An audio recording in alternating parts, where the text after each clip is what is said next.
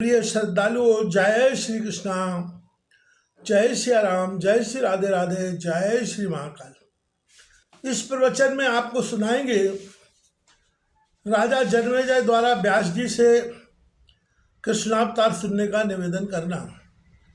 राजा जन्मेजय बोले, हे मानद, अब आप कृष्णावतार की कथा विस्तार के साथ मुझसे कहिए।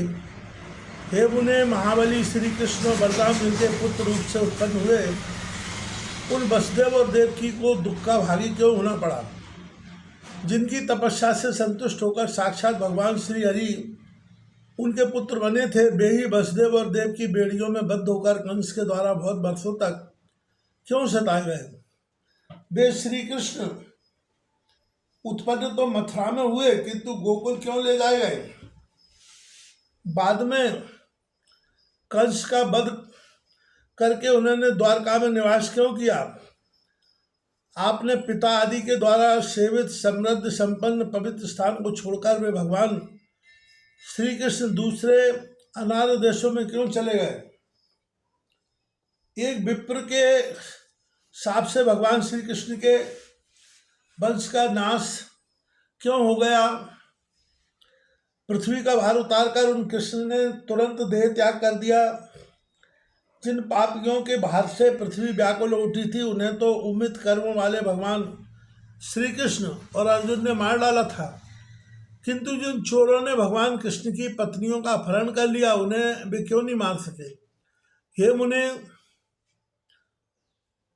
भीष्म, द्रोण, कर्ण, राजा बहीक, बैराट, विकर्ण, धृष्टद्युम्न, सोमदत्त आदि सभी राजगण युद्ध में मार डाले गए। श्री कृष्ण ने उनका भार तो पृथ्वी से उतार दिया, किंतु वे चोरों का भार क्यों नहीं मिटा सके? श्री कृष्ण की पतिव्रता पत्नियों को निर्जन स्थान में इस प्रकार का दुख क्यों मिला? मेरे मन में यह संदेह बार बार हो रहा है। धर्मात्मा वसुदेव ने पुत्र शोक के से संतप्त होकर अपने प्राण त्याग दिए। इस प्रकार वे अकाल मृत्यु को प्राप्त हुए। पांडव धर्मनिष्ठ थे और भगवान श्री कृष्ण में सदा तल्लीन रहते थे, फिर भी उन्हें दुख क्यों भोगना पड़ा? महाभाग द्रौपदी को दुख क्यों सहने पड़े? वह तो साक्षात लक्ष्मी के अंश से उत्पन्न थी और वेदी के मध्य में प्रकट हुई थी। रजो धर्म से युद्ध उस युवती द्रौपदी को उसके बाल पकड़कर घसीटते हुए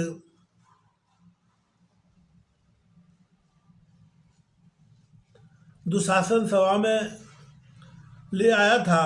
वन में गई हुई उस पतिव्रता को जयद्रथ ने सताया। उसी प्रकार अज्ञातवास के समय कीचक ने भी रोती कल्पती द्रौपदी को बहुत पीड़ा पहुंचाई। अश्वत्थामा ने घर के अंदर ही उसके 5 पुत्रों को मार डाला। सुभद्रा को अभिमन्यु बाल्यावस्था में ही 7 महारथियों द्वारा युद्ध में मार डाला गया। उसी प्रकार कंस ने देवकी के 6 पुत्रों का वध कर दिया। सब कुछ करने में समर्थ होते हुए भी कृष्ण प्रारब्ध को नहीं टाल सके। यादवों को शाप मिला। इसके बाद प्रवास क्षेत्र में उनका निधन हो गया, भयंकर कुलनाश हो गया और अंत में उनकी पत्नियों का भी हरण हो गया।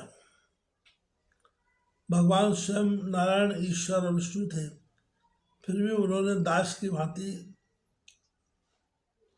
आसन की सेवा की। ये महाभाग सभी प्राणियों के समान हर्ष शोकादि भाव उनमें भी थे। उन भगवान श्री कृष्ण की यह अन्यथा गति क्यों हुई? भगवान श्री कृष्ण की आयु समाप्त होने पर भी बड़े कष्ट से उन्हें मार पाए। उस समय उनकी विख्यात ईश्वरी शक्ति कहाँ थी? रुक्मणी हरण के समय कृष्ण उसे लेकर भाग गए थे। उस समय तो उन्होंने चोर तुल्य आचरण किया था। समृद्धशाली तथा अपने पूर्वजों के द्वारा प्रतिष्ठित किए गए मथुरा मंडल को छोड़कर वे जरासंध के भय से द्वारका चले गए थे। उस समय कोई भी नहीं जान सका कि ये कृष्ण ही भगवान विष्णु हैं। ब्रज में छिपाए रहने के कारण क्या था? ये सत्यवती नंदन, क्या द्रौपदी के 5 पतियों का होना लोक में निंदनीय नहीं है? विद्वजन तो सदाचार को ही प्रमाण मानते हैं, तब समर्थ होकर भी उन पांडवों ने पशु धर्म क्यों अंगीकार किया? देवता स्वरूप भीष्म पितामह ने भी भूतल पर 2 गलिक संतानें उत्पन्न कराकर अपने वंश की जो रक्षा की, क्या वह उचित है? मुनियों के द्वारा धर्म निर्णय प्रदर्शित किया गया कि जिस किसी भी उपाय से पुत्रोत्पत्ति करनी चाहिए उसे धिक्कार है। हे दुर्जर, आप सर्वज्ञ हैं, अतः आप मेरे संदेहों का निवारण कर दीजिए। अतः आप श्री कृष्ण के